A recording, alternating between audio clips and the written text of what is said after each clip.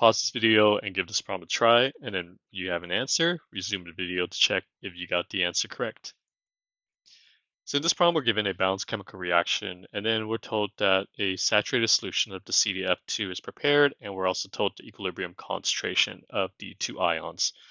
Then we're also told that some 0.9 molar NaF is added to the saturated solution, and which of the following identifies the molar solubility in pure water, and explain how adding the NaF will affect the solubility. So first of all, molar solubility is just going to equal X or S. So if we are going with X, then this would be X and this would be 2X just because the coefficients.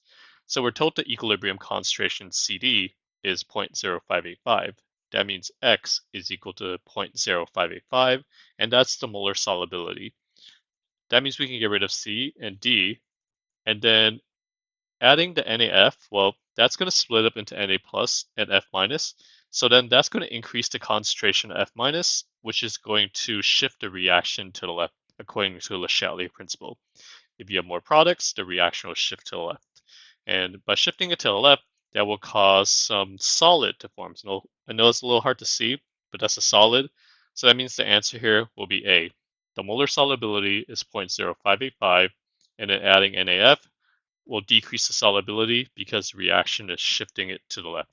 This, by the way, is called the common ion effect, that the solid is going to be less soluble if it's dissolved in a solution containing one of its ions. In this case, the solution contains F minus.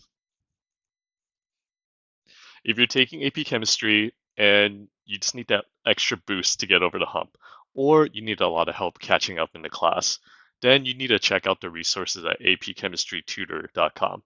There you'll find amazing resources, free study tips, and guides that will help you with the class. Check it out.